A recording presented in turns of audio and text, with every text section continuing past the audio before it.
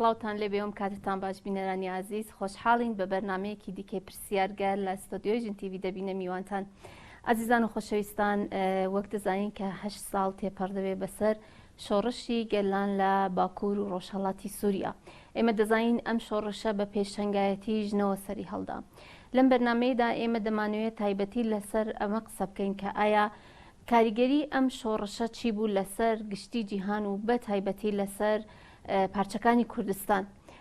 بۆ زیاتر گفتوگۆکردن لەسەر ئەم بابەتە و چەندین پرسیاری دیکە ئەمڕۆ لە ستۆدیۆ میوانداریمان کردووە لە بەڕێزان نورشەن حسێن نوێنەری ڕێوەبەری خۆسەری باکوور و ڕۆژهەڵاتی سووریا لە باشووری کوردستان زۆر بەخێراتن. هەروەها بەڕێز سێوان ڕستەم سەرنووسەری ڕۆژنامەی ژیانەوە بەڕێزیشتان زۆر بەخێر بن. سپاس دەکەم.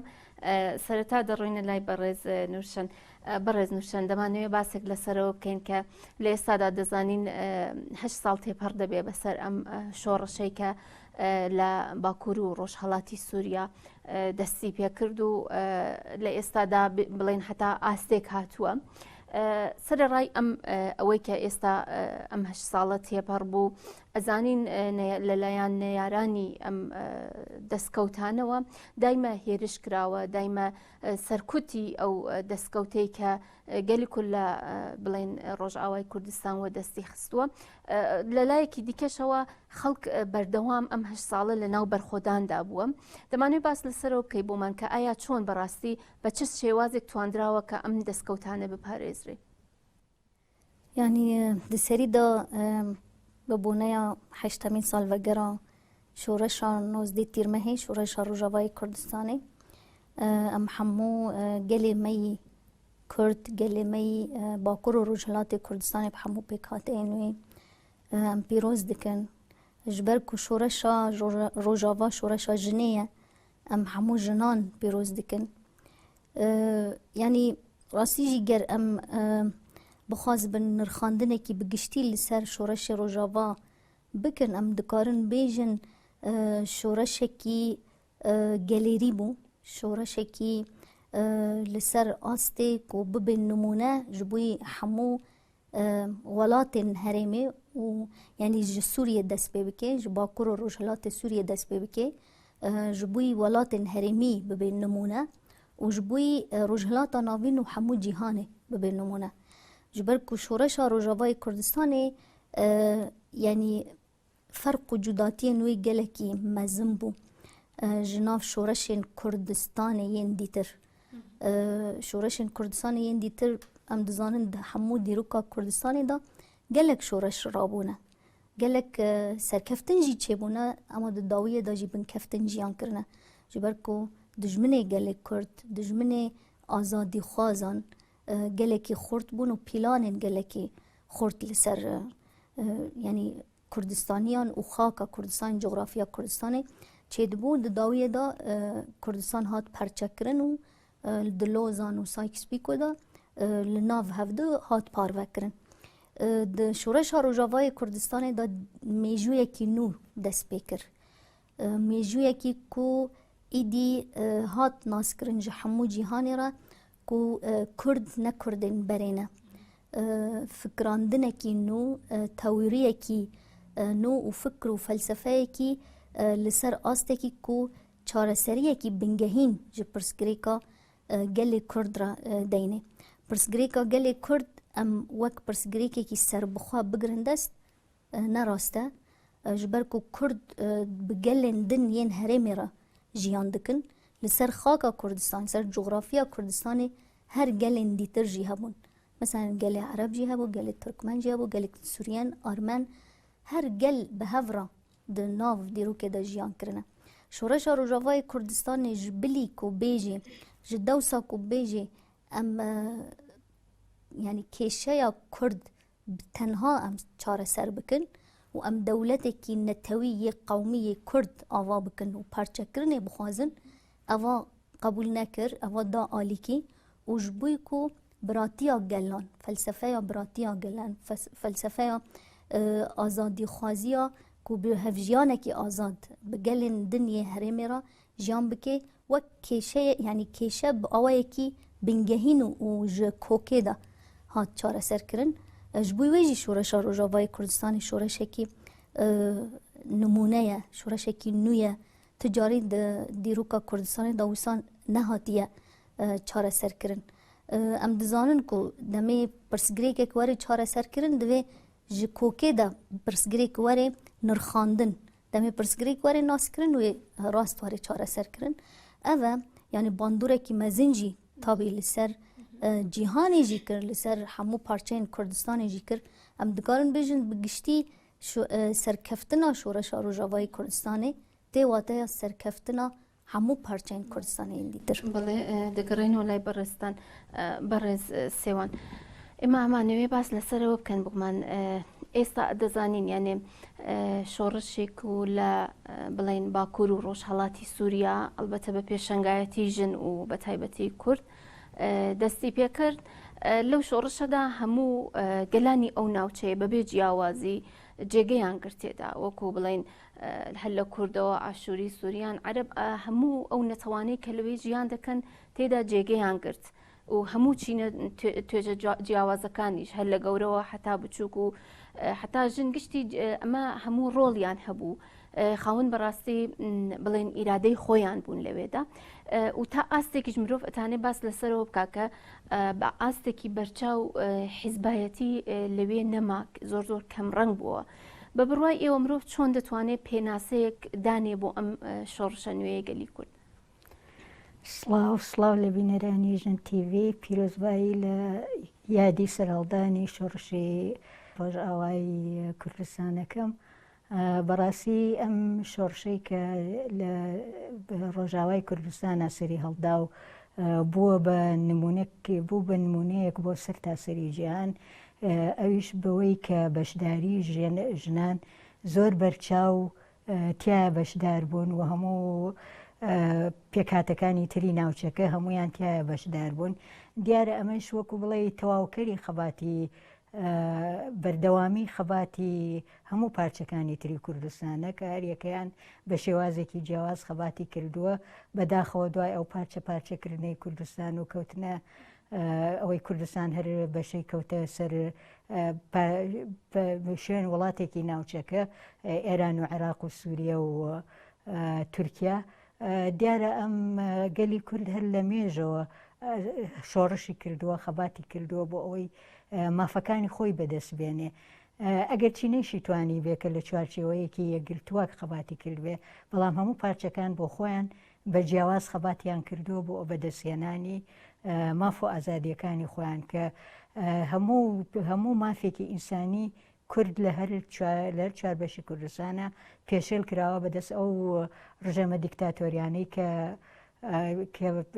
سەر بە و ڕژێمە بوون. دیار خەباتی ڕۆژئاوا خەباتەکەی ڕەنگە جیاوازتر بێ لە سەردەمەکەی لە کاتەکەی ئەوەی کە بەڕاستی ئەوان سوودمەند بوون لە خەباتی پارچەکانی تر و بە شێوازێک کاریان کرد کە بتوانن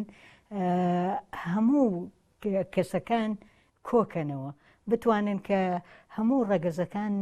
بەشدار بکەن لەو خەباتە. ئەویش کە ئەبینین وەکو خەباتی ژنان زۆر بەرچاوە لەوێ و پلە و پایە و پۆست و هەموو شتێکیان جێگە دەستیان دیارە لە ناو ئەو شۆڕشەی کە ڕۆژئاوا کردوێتی کە ئەتوانرێ بوترێ ئێستا ژنی کورد بۆتە سمبلی ژن لە ڕۆژهەڵاتی ناوەڕاست بە تایبەتی و لە هەموو جیهانە بە گشتی. بەڕاستی کە باسی ژن ئەکرێت ئیسا ژنی کورد ناوی ئەهێنرێت کە ژنانێکن کە توانیویانە ڕێگە بە کۆنەپەرستی و دژی ئەو مەبەستە ببنەوە دوێ دژی ئەو دەنگۆیە کە وا ئەزانن ژن ئیلا ئەبێ لە کارێکی تایبەتا بێ. ئەمان ئەو ڕەچەیان شکان کە توانیان بێن و بەشدار بن بە چ خەباتی چەکداری، چ خەباتی سیاسی، چ خەباتی مرۆڤی بکەن و بە هەموو شێوەیەک بەشدار من لە هەموو کایەکانە و سەلمان دیان کە ئەتاوەکو ژن بەشدار نەبێت هیچ خەباتێک، هیچ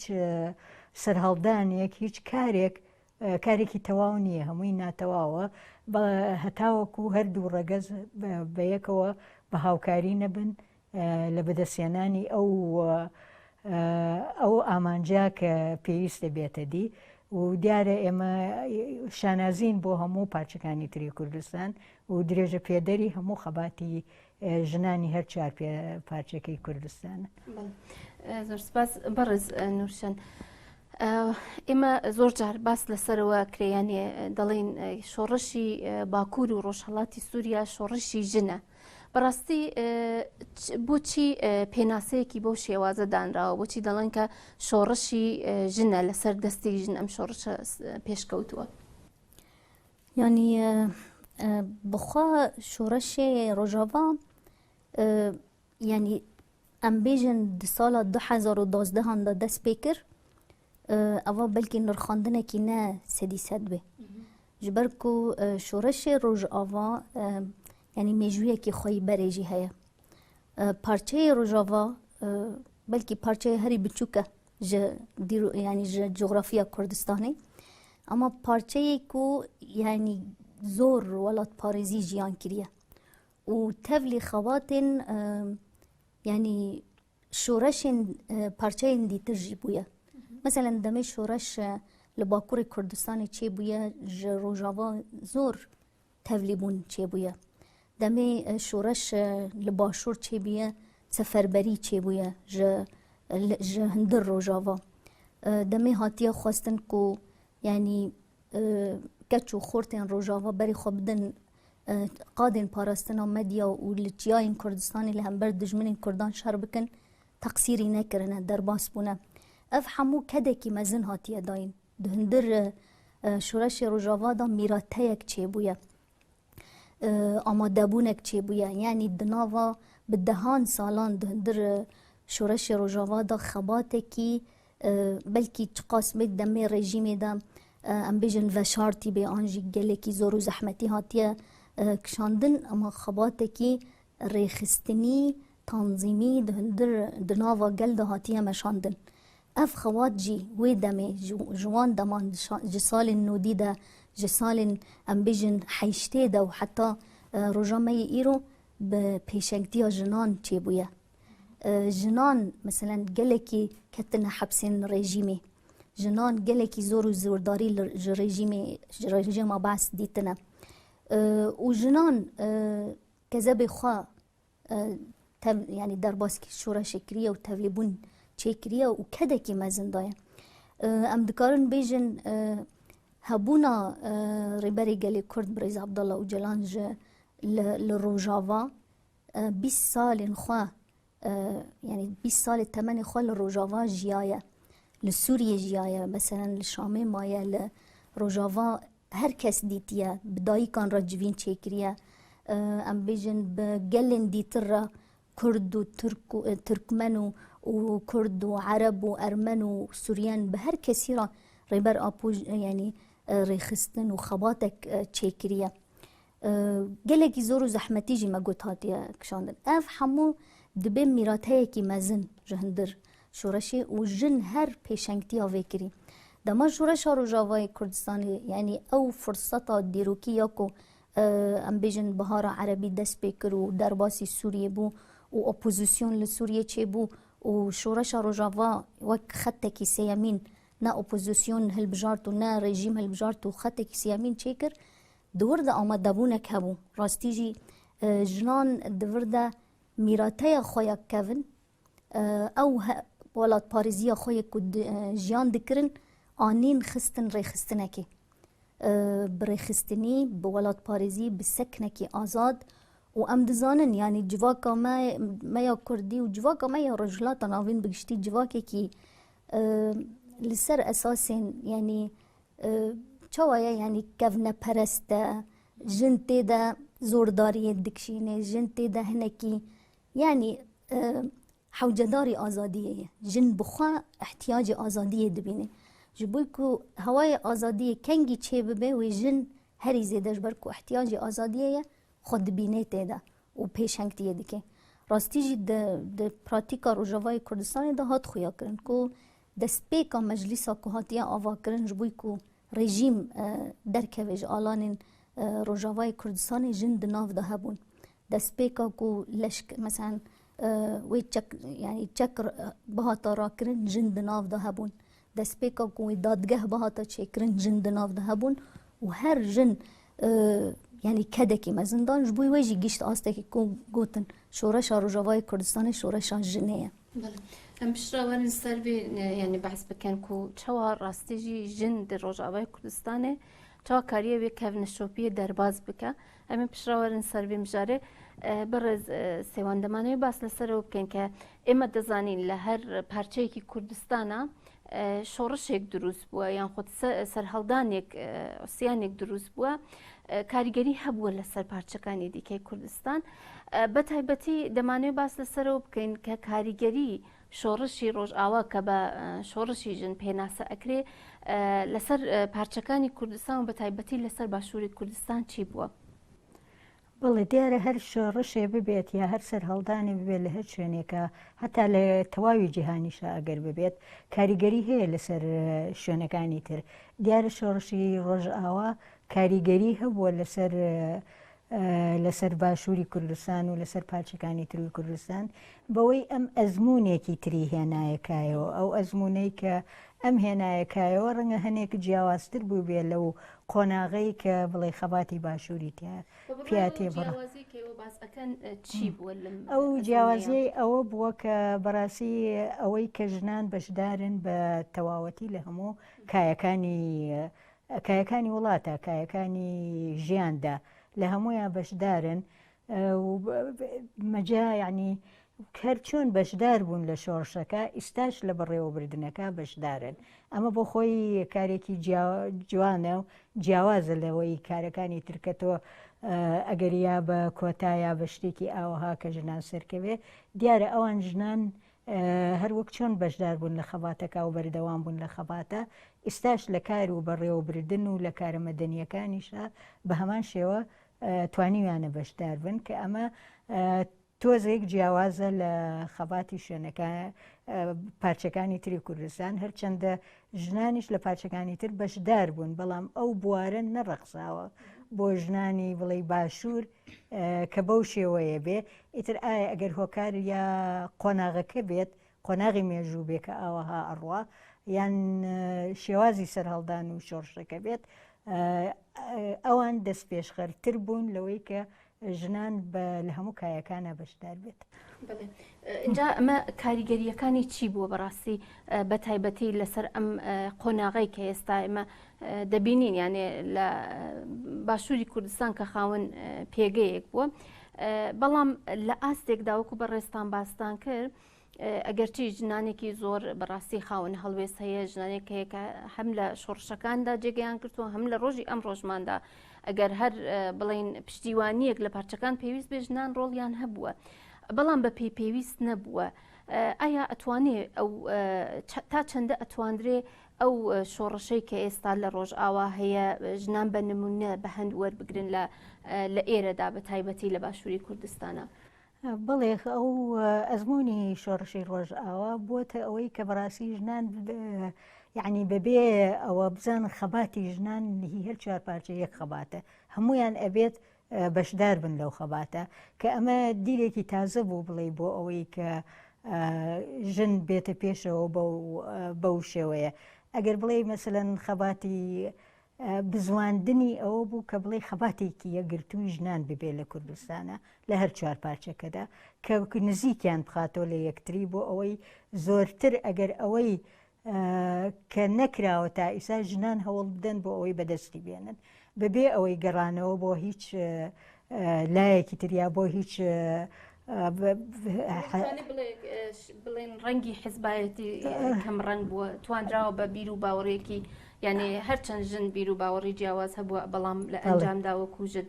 وەکو خواستەکانی ژناتونەتە لای بەڵێ بەرەو یەکگرتوویی ینی ئەوەی کە ژنان بتوانن بە یەکگرتووی هەر چوار پارچە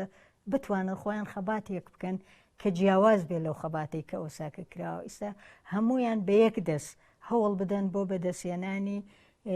ئازادی بۆ کوردستان کە تایە مافی ژنانیشی بە تەواوەتی تیا دەستەبەر بکرێت.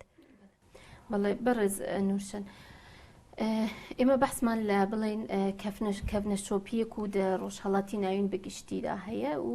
بێگومان لە ئەم بژن پارچەی کوردستانیشدا بە هەمان شێوە ئەو زەهنیەتێک و مە بەحس لێ کردیانێ ژن تاني جرق المال بي و ام بيجن هنك ايش يكو هاتيه دست نشان كرن تاني بوانار مشغول ببي نعم دبينين يعني باكورو روج اوي بلين باكورو روشالاتي سوريا في بلين ذهنيتها هات شكاندن او سنوري كو هات دانيش بوجن يعني بشيوازي كي برچاو شكندرا ايا چنده براسي بچ شيوازك توانيان ام ذهنيته تيك بشكينن چنده توانيان ام رچكا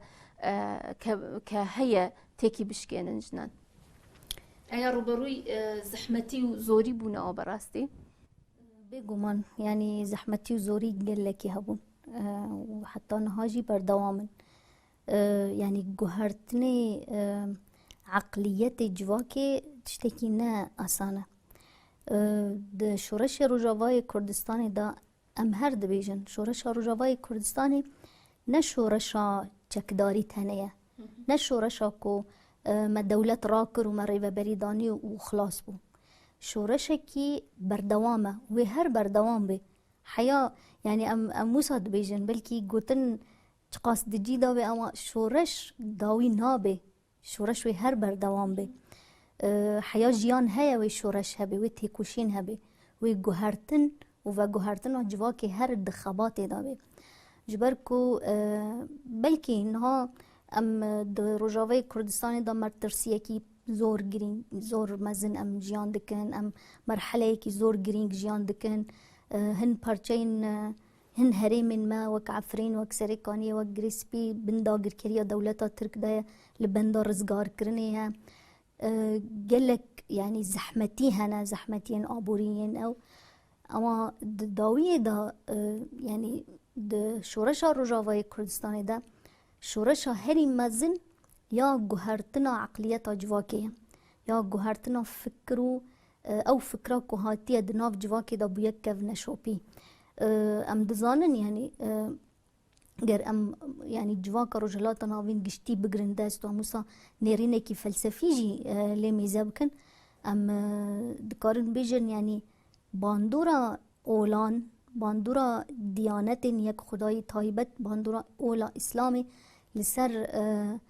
يعني جواكا كردي گر ام بيجن جواكا كردي تايبت ام بنرخينن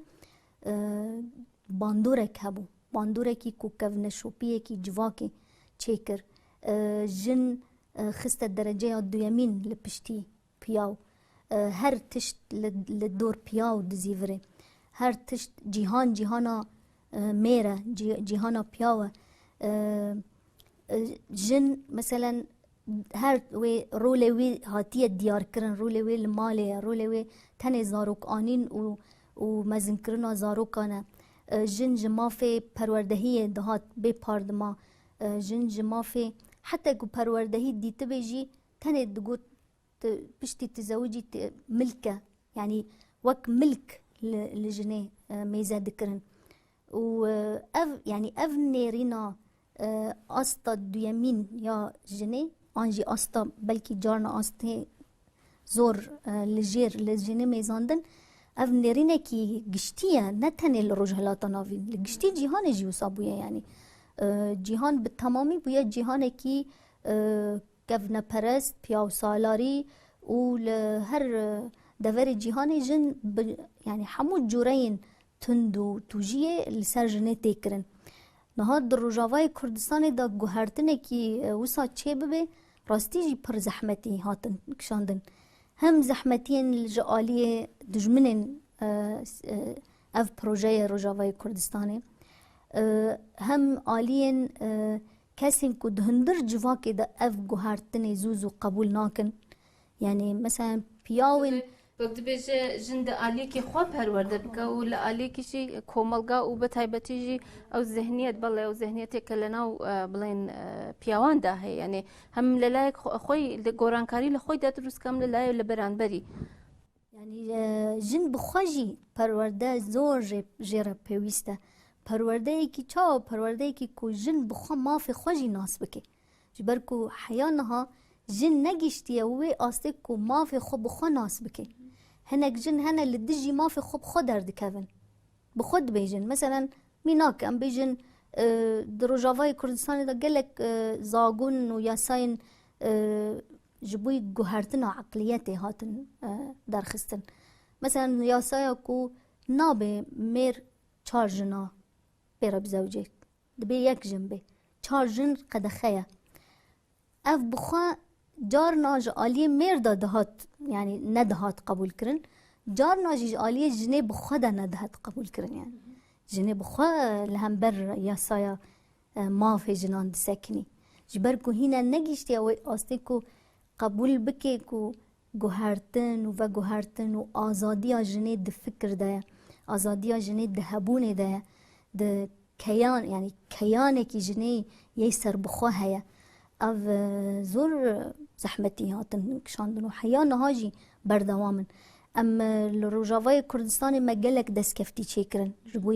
yani jin bû pêşeng wek berêz gotiye yani jin gîşt astekî ku di her ciyê post û berpirsyarî de hebe ciyê xwesedî pêncî di meclîs û komîn û hemû rêveberiyê de bigire. Ama ev di milê şekil da pêk hat. Di milê cewher da û dagirtinê de jî gelekî gavên baş hatine avêtin. Ama sedî sed ne temam e, sedî sed tişta ku divê were xwestin hîn pirsgirêk hene, hîn dozên civakî berdewam in, hîn em bêjin tund û tijî li ser jinê bi awayekî hundir Rojavayê Kurdistanê de çê dibe. Em wek îstatîstîk bigirin dest yani em bêjin çi qas kêm e çi qas zêde ye, bawer dikim di nav şerekî wisa ev qas şerekî giran çê dibe, di niha coğrafiya Sûriyê giştî bigire dest, tund û tujiya li ser jinê çê dibe wek îstatîstîk ya herêmên xweseriya demokratîk ya herî kêm e. Ya herî kêm e. دەگەڕێنەوە لەسەر بابەتە دەمانوێتەوە باستان کردکەن لە ئاستێک و لە سووریەدا هەیە هەرێمی خۆسەرکەمە گەڕێنەوە دەمانوێت باس لەسەر هۆکارەکەی بکەین کە ئایا هۆکاری چییە کە ئەوەندە ئاستی کێمە. بەڕێز سێوان بڵێن گوتنێک هەیە کە لە ناو گوتنێکی باو بەڕاستی لە هەموو پارچەکانە یانێ ئەلان بڵێن لە باشوور لە ڕۆژهەڵات و پارچەکانی دیکە یانێ باس لەسەر ئەوە دەکەن کە دەڵێن کە شۆڕشێک یان خۆت ئەو ئازایەتیە کە هەیە لە ژنان تەنیا عایدی ژنانێکە کە لە ڕۆژئاوای کوردستانە مەسەڵەن پێویستە تەنیا عایدی ئەوان بێت. بەڵام من بخۆم ئەوە قبول ناکەم وەکو ئەوەی کە تەنیا مەسەڵەن ئەو ئازایەتی هەیە تەنیا هی پارچەیەکی لە کوردستانە هی ژنێکە کە لە پارچەیە کوردستانە دانیشتە بێ. ئێمە ئەبینین یانێ ئێمە زۆر ژنی بەهێز و بەتوانامان هەبووە وەکو باسمان کرد لە ڕابردوودا وەکو عایشە گۆڵ وەکو بڵێن لەیلا قاسم وەکو ڤیانجاف و زۆرێک لەو ژنانە کە لە شۆڕشەکانە جێگەیان کردووە. بەڕێستان چێن ئەڵێن لەم بارەیەوە؟ خۆی شۆڕشە دائیمەن شۆڕشی کۆمەڵە ئەوێ شۆڕشێک سەر ئەگرێ و سەر ئەکەوێت کە شۆڕشی کۆمەڵ بێ کە بەبێ جیاوازی هەردوو هەموو چینێکی تیاابێ هەموو توێژێک تیاابێ هەموو ڕەگەزێکی تیاابێ. دیارە ئەو شۆڕشەی ڕاستە شۆڕشی باشوور نمونەیەکی زۆر جوانە بۆ هەموو ژنانی کوردستانی هەر چوار پارچەی کوردستان. ئەمە لەوانەیە قۆناغێکی مێژوویی جیاواز بوو بێ لەو قۆناغی کە لە بڵێ شۆڕشی باشووری کوردستانی پیا تێپەڕیەوە. ئەو زهنیەتەی کە هەبوو بێت ڕەنگە نەگەیشت بێتە ئەوەی کە بە تەواوەتی ڕێگە بدرێت کە ژنان بێنە پێشەوە. بەڵام لەگەڵ ئەوەیشە ژنان بۆ خۆیان هەر هەوڵیان داوە هەر بەشدار بوون. لەوانەیە لە خەباتی چەکداریا کەمتر، بەڵام لە خەباتی ڕێکخستنە و لە خەباتی مەدەنیا و لە خەباتی شۆڕشە بەڕاستی ژنانی باشووریش بەشدار بوون. بەڵام ئەم قۆناغی ژنانی ڕۆژئاوا کە بۆ مایشە نازی بۆ هەموو ژنانی جیهان ئێمە ئەتوانین بەڕاشکاوی بڵین نەک تەنیا بۆ ژنی کورد بۆ هەموو ژنانی جیاوازە هەندێک شێوازەکەی لە شێوازی پارچەکانی تر و لە قۆناغەکانی تری مێژووی خەباتی کوردایەتی کە بووە. ئەوەش ئەگەڕێتەوە بۆ ئەوەی کە ئەمان توانیان ئەو زهنیەتێ تێک بشکێنن کە ژن ناتوانێت بەشدار بێ یا ژن هەر بۆ ئەوە بۆ ئیش کارە مەدەنیەکان بۆ کارە مەدەنیەکان ئەشێت و بۆ کاری چەکداری ناشێ دیارە ئەمان بەو بەشداری تەواویان کە لە هەموو خەباتەکەدا لە خەباتی چەکداریا و لە کارەکانیانە کە لە شۆڕشەکە بەشدار بوون ئەویان تێکشکان و من دڵنیام ئەگەر لێرە لە هەر شوێنێکی تریشە هەبێت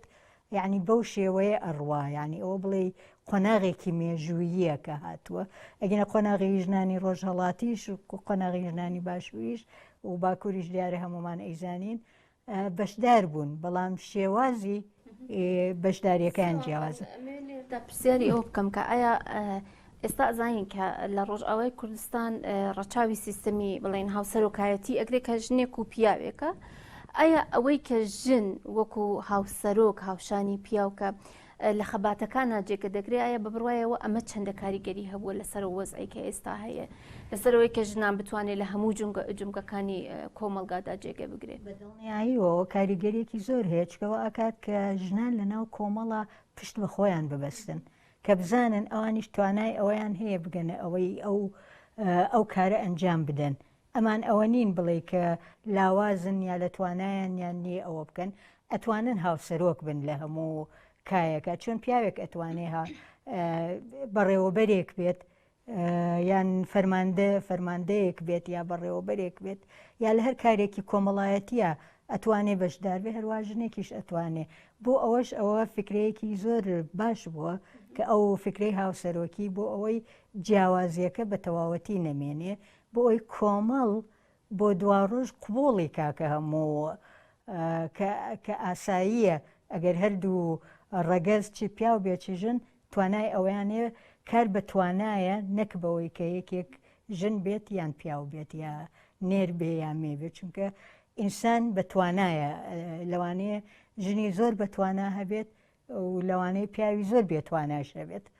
هەردووکی لەبەر ئەوەی کە ببێت بە هاوسەرۆکی بەڕاستیگی ئیش ینی کارێکی جوانە کارێکی مێژووییە کە پێویستە لە شوێنەکانی تریش هەمووی ئەو ئەزمونە دووبارە بکرێتەوە. کەواتە مرۆڤ بتانێت بڵێ بە شێوازێک لە شێوازەکان ئیدی ئەو ئیرادەیە کە پێویستە دەگەڕێتەوە بۆ ژن وەکو بڵێن سیستمی هاوسەرۆکاتی بەڕێز نورشانەیەوە باستان لەوە کرد کە بڵێن لە ئێستا دەبینین بەڕاستی ئەو تونند و تیژیانەی کە هەیە چە بە هۆی داگیرکاریەکان بوو بێ چە بەهۆی ئەو زەهنیەتی و دەناو کۆمەلگادا هەیە دە ئاستێکی زۆر بەرزدایە فقط وە ئاماژە بەوی کرد و هەریمە خۆسەردا ئەو تونند و تیژی بە ڕێژەیەکی پرپر کێم دەبیندرێ هۆکاری ویا چییە؟ یعنی ئەم دکارن بێژن تشتین کو نهاد ڕۆژاوای کوردستانی دا دەردکەون و هەرێمێن ڕێوەبەریە خۆسەر گشتیدا یعنی دەستپێکی بەری ئەم تێکەون ژارێ ئەو هەنێک حالەتێن تونند و توژیە و کول سەر ژنێ چێ دەبێ ئەو ژی ji بۆی ڕێخستنên jinên ku Rojavayê Kurdistanê de dixebitin ji bo me hemû em hemû jinên berpirsiyarên Rojavayê Kurdistanê ji bo me rexnedayîneke em vê divê bêjin yanî ji ber ku xebata me fikra ku em xwe dispêrin û yanî ew felsefeya ku em li ser rabûne û me rêxistin li ser çêkiriye yani her tişt gotiye, her tişt tewriyê wê amade ye. Ji bo ku jinek dibin yani li beramberî tund û tujiyê rûbirû nemîne qanûnê me, yasayê me, rêxistina me, her tiştê me di hundir Rojavayê Kurdistanê de heye. Kêmasiyên di pêkanîn û pratîkê de hene. Yani kêmasî di wir de tên jiyan kirin. Di pêkanîn û pratîkê de. Ji bo wê jî destpêkê em dixwazin vê bêjin yani rexnedayîneke ji bo rêxistina jin ku tund û tujiyên ku ew haletên derdikevin hundir Rojavayê Kurdistanê û giştî Bakur û Rojhilatê Sûriye. Yê din ger em warin rastiyê yani heqîqeta li Sûriyê tê jiyan kirin heqîqetekî zor zehmet e. Zor yani tiştekî ku aqilê mirov jî carna tehmîl nake. Niha em bêjin herêmên dibin dagirkeriya dewleta Tirk rojane jin tê yani tedel ser têkin rojane jin tê tecawûz kirin, jin tê revandin, jin tê kuştin di nav عردادا تي آویتن جن يعني مثلا تشتي وي زيري وي هر ملك ومالي وي جيتي دزين بقوتن وبإهانة يعني قلكي زور وزحمتي تي قرتن نتاني جنا كرت يعني مثلا الجراب لو سيجي وصال بابيجي وصال هر داگر كريا دولة بركو سيستمكي فاشيستا سيستمكي بياو سالارة سيستمكي نتا يعني داعش شوية سيستم داعش بوي أوي يعني لرقة شوا ذكر داعش عين أو تشت بشكل كي جدا دولة تركجي الهرمين داگر كري وصادقه تايبت جيل سرقلي كرد تايبت جيل سر عفرين سرقانية بوي شكل دكي يعني أفجن جي دوي ورن باراستن بشكل كي يعني أفجن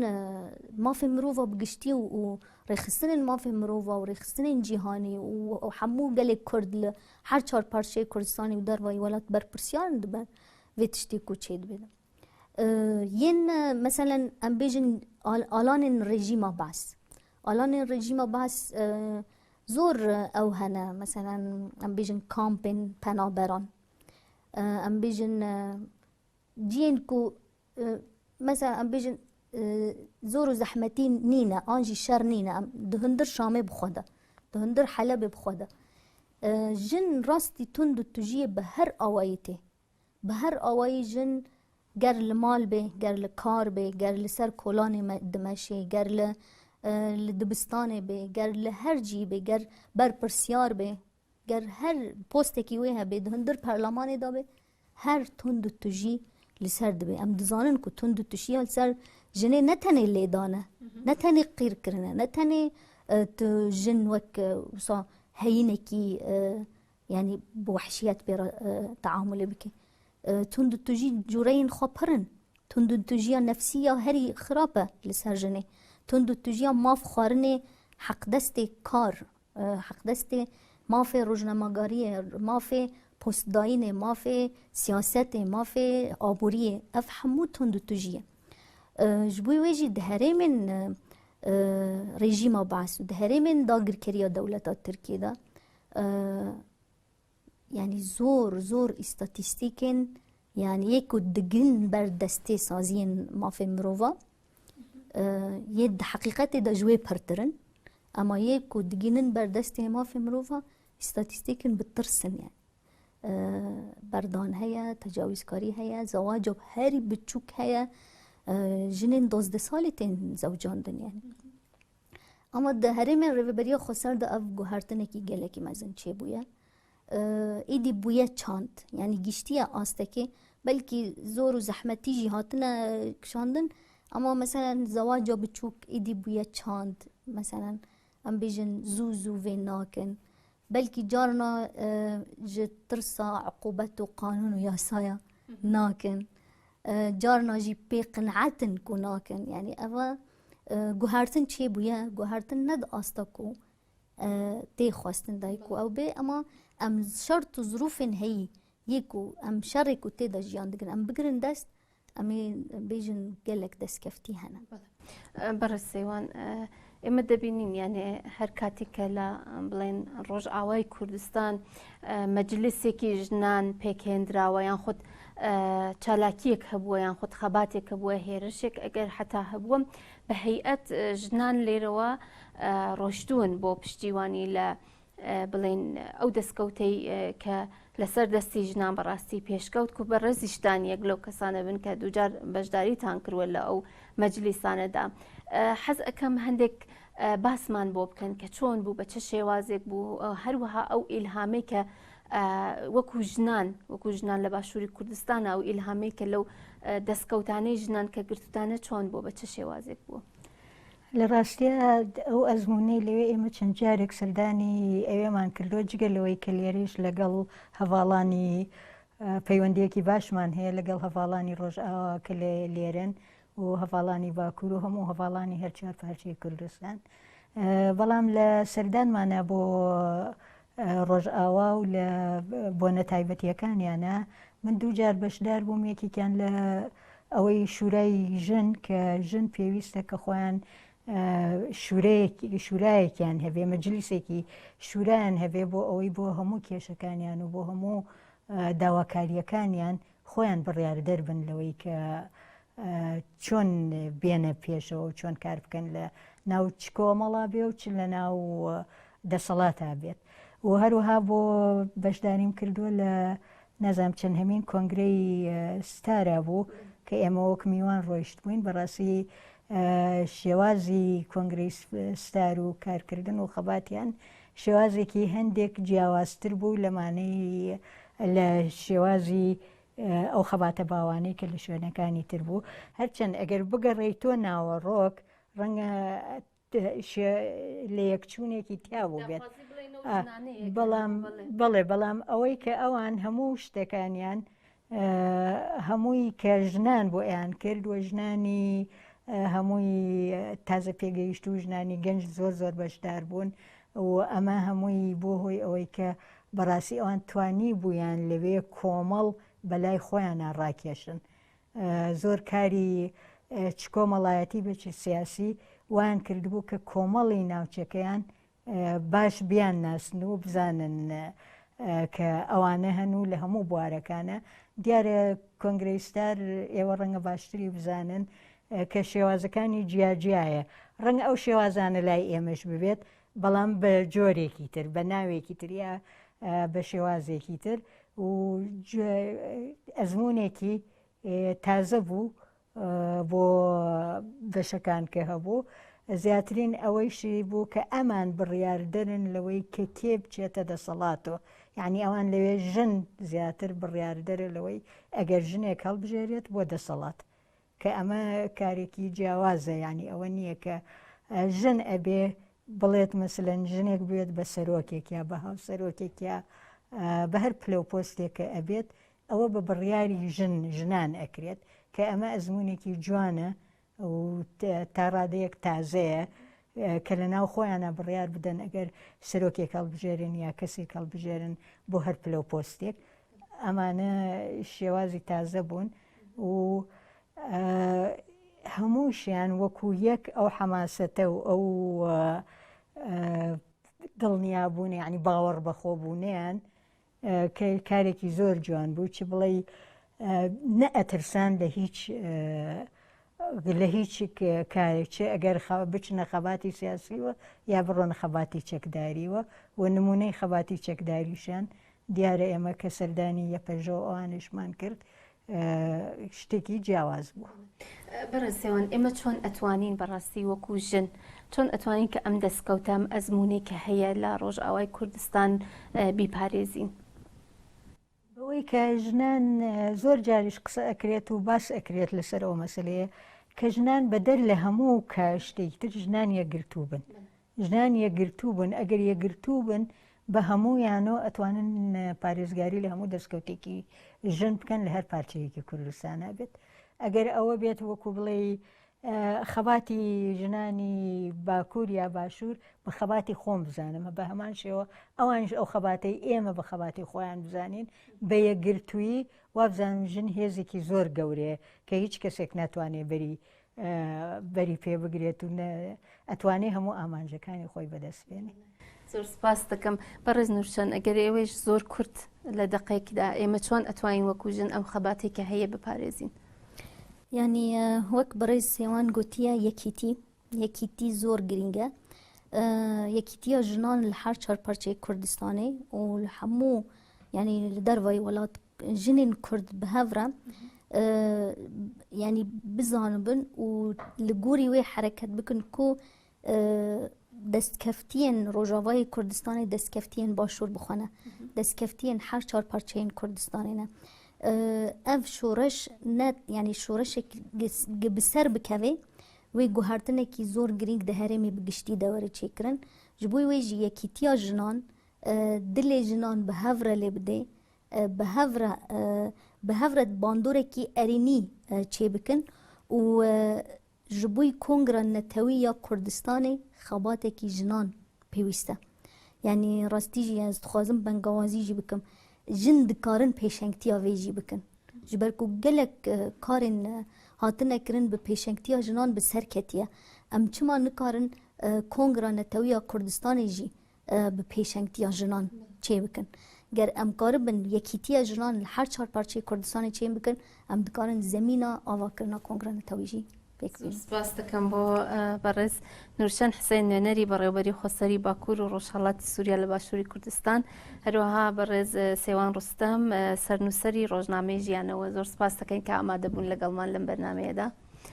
عزیزان و خۆشەویستان، لێرەدا هاتینە کۆتایی بەرنامەکەمان هەتا بە گەیشتنەوەکی دیکە هەر شاد و سەرکەوتوو بن.